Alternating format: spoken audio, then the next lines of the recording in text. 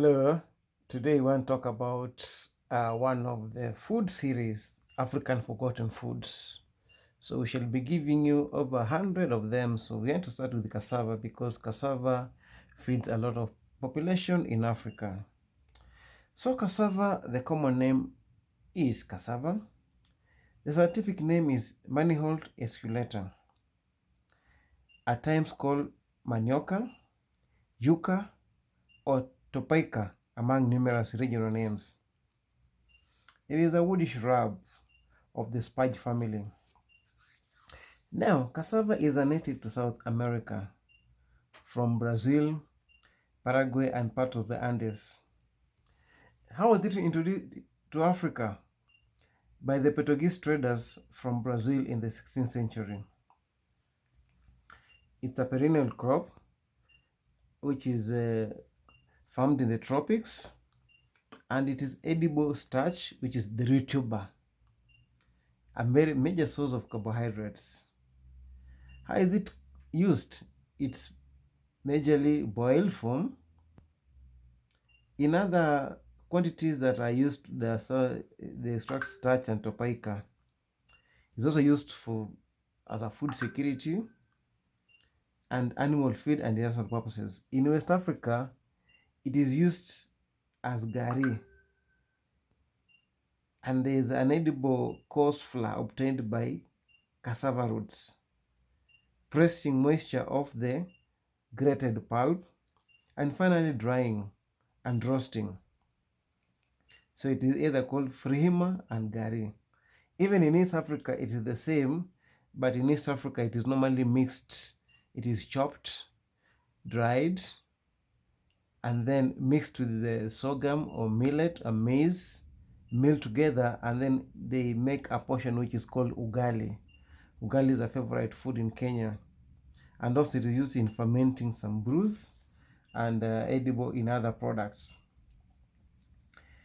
Cassava is the third largest source of food carbohydrates in the world, after rice and maize. It is one of the major staple foods in the developing world. It provides a basic diet for over 500 million people, so which means it is a very big deal in the world. Then it is one of the most drought-tolerant crops, which is capable of merely growing in all marginal soils. So this, in the light of climate change, this is a very good crop. Now in Africa, Nigeria is the world's largest producer of cassava. Well, in Asia, Thailand, a good exporter of cassava starch. Now, cassava is not mostly classified as either sweet or bitter, like other roots and tubers. Both bitter and sweet cassava contain anti-nutritional factors and toxins. With the bitter varieties, they contain much larger amounts of the anti-nutritional factors and toxins.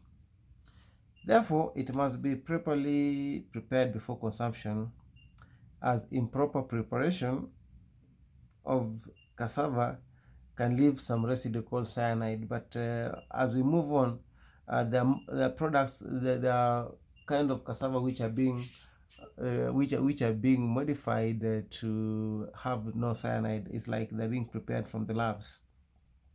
But the acute cyanide causes cyanide intoxication, goiter, ataxia, partial paralysis, or even death. The more toxic varieties of cassava are being used in some places as farming food during food insecurity. Farmers often prefer the bitter varieties because they deter pests, animals, and thieves. Now, let's look at the nutritional composition of the tubers. Now, this is the best part. Energy, kilocalories, is 142. The calcium, that is the mg, is 37.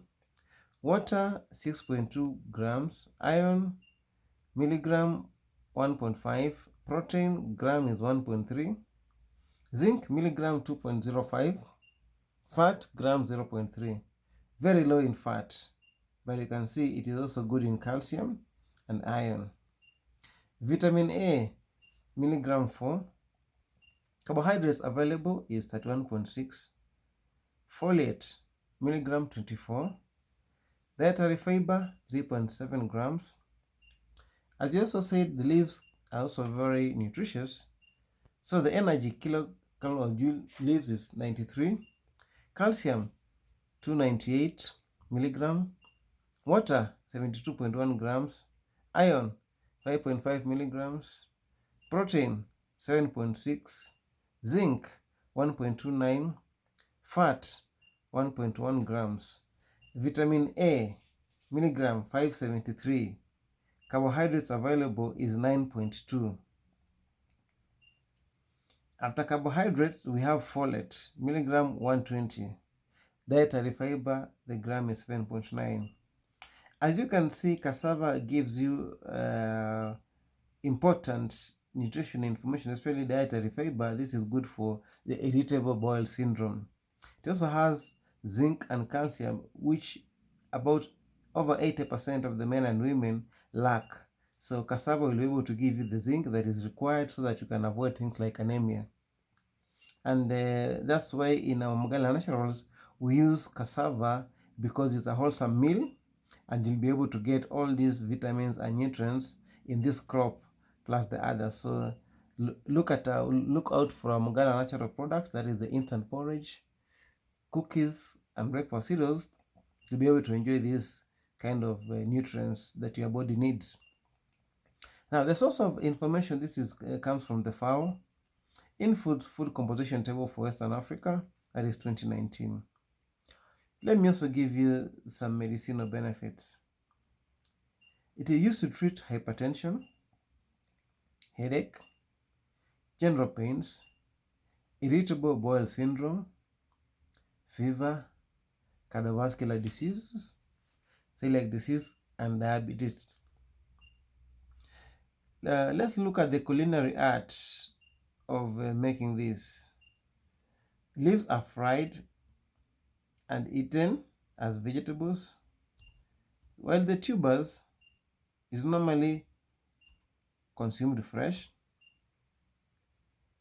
cooked, that is by boiling or steaming, and also dried or even fried, because nowadays we have things like chips from that. But now on an industrial scale, the tubers are also made into baking products, that is biscuits, bread, chapatis, cookies, and of late Mugala Natural, the only ones who make breakfast cereals from this cassava flour. Now for animal feeds, it is also a potential and is normally used in making animal feeds, especially now the cover of the brown cover, that is the one that's covering the cassava. That one, research has been done by IITA, and it has a very good potential and for making animal feeds. It is still on a small scale, but it has the potential to grow as we talk in this year 2024. On an industrial scale, it is used to produce starch, alcohol, and glue. Now, let's look at the agrological diversity, how it is grown. Cassava grows in sub-Saharan African countries and semi-arid areas below 1,000 meters above sea level. It performs well in drought-prone areas and marginally poor soils. It prefers well-drained, clay loam, sandy, with a pH between 5.5 and 6.5, and does not tolerate waterlogging. Waterlogging is a no for the cassava. Cassava requires temperatures between 25 degrees centigrade and 32 degrees for proper growth. It's planted in full sun and very sensitive to shading. How is it harvested? Harvested by pulling the stem if the ground is not so hard, or by digging. Agronomical practices. It's propagated from the cuttings. Cuttings are cut in small pieces and then put at an angle in the soil. Then if you apply organic fertilizers, as at Mugala Naturals, we prefer organic food, so that's why we prefer organic fertilizers. Application increases yields. It is harvested between 8 to 24 months after planting, because we have different varieties, some which are early maturing, there are some which are late maturing. But as the research goes on, it's also coming up with early maturing varieties. Of late, we even have varieties which are even 6 months. So for more information about that, you can always DM us, you can always write to us. We can tell you the varieties which are less resistant even to drought and diseases, and then we'll be able to give you appropriate information as we can. Diseases include anthracnose, cassava brown leaf spot, white leaf spot, brown stick, cassava mosaic, and bacterial blight. While these diseases are there are disease-tolerant varieties being unveiled across various agricultural research centers and labs. So for more information, just let us know, hit us, send us a message. You can be able to give you these varieties and even where they are located, where you can get the cuttings, especially in Kenya.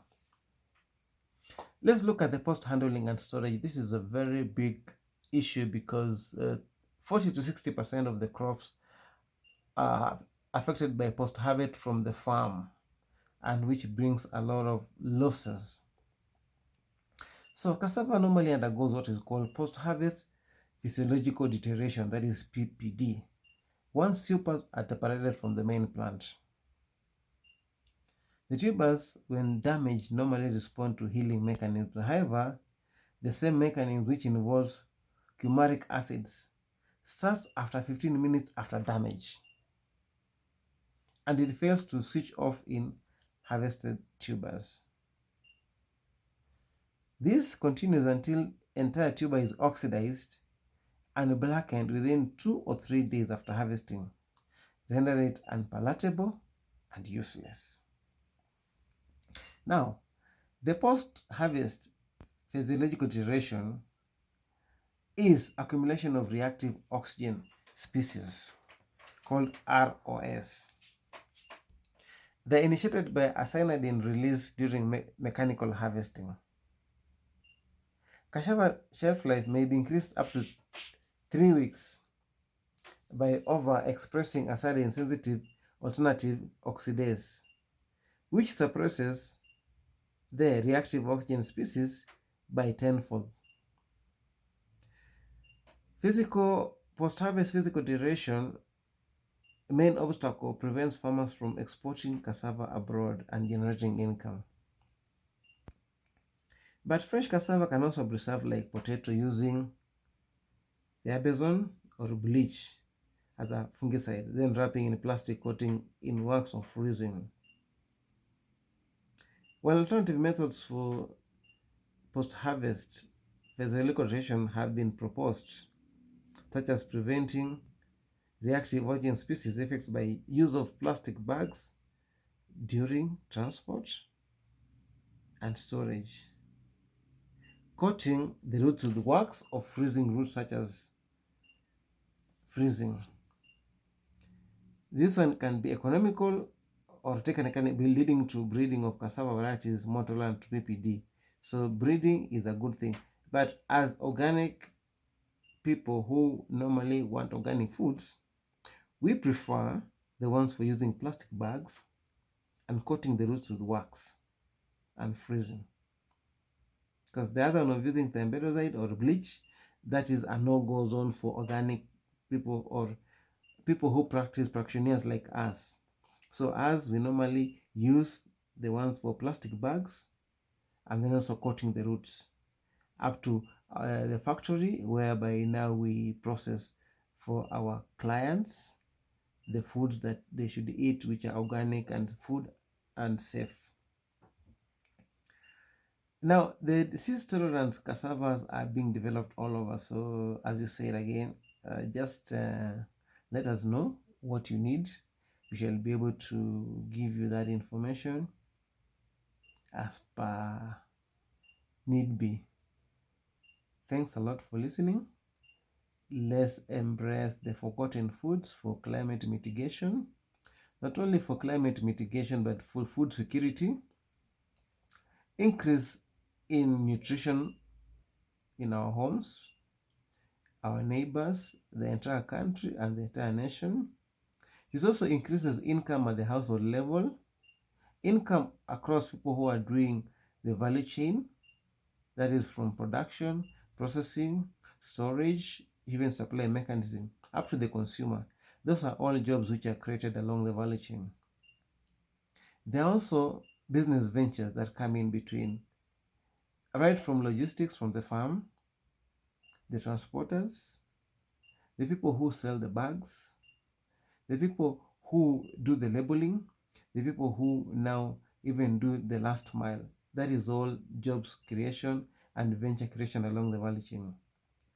In our community, once they have this crop, it's more or less like when it brings income, even the social economic status changes. So many things in the community go right, infrastructure is improved, immorality is reduced, that is alcohol abuse, drugs, sexual immorality.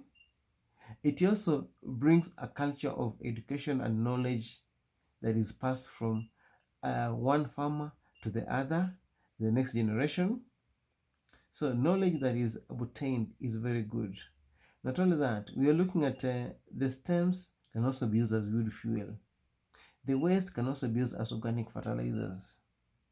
That waste also is good for making what we call briquettes. Now, when we make briquettes, we're also trying to make the environment safe. And when we replenish our soil, we're also trying to make our soils become better. Now, then organic foods is the best for us. When you're doing that, we also now lessening the stress on forestry, on cutting down on trees.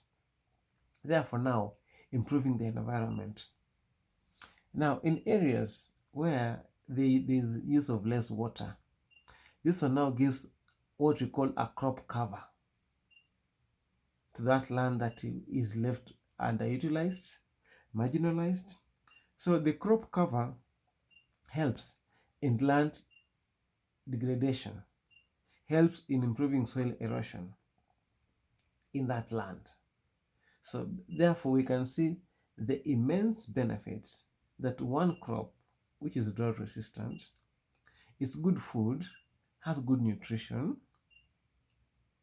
It is also a sustainable for the environment, climate change, a job creator, venture creation, economic status. When it's planted in large stuff and then also even value addition is done, production of starch and forms of products can be not only be sold locally, but even outside the countries, whereby they also bring in the much needed foreign reserves. And sustainable development starts from the rural hubs. So by making rural hubs better, we are making the entire nation much better. And also, in the world, the population is increasing while land is not increasing. But now the desert cover is also increasing. So why can't we adopt these are the foods which will now mitigate climate, which is normally rising at 2%. So let's do this so that now we not only mitigate the climate, but also improve our health. Employment is a problem in sub-Saharan Africa. So when we do this, we create employment along the value chains, right from land preparation, planting, weeding, harvesting, drying, storage, transportation, milling, packaging, storage, transport to the supermarket, until at the time of purchase. Those are all jobs which are created along the value chain. How many jobs are that? For one single value chain. About the health, we normally know that the country spends 373 billion, especially Kenya, on nutrition matters. Nutrition is caused because of lack of necessary nutrients in the body. We find that now cassava has it, we can save both the household budget and the national budget.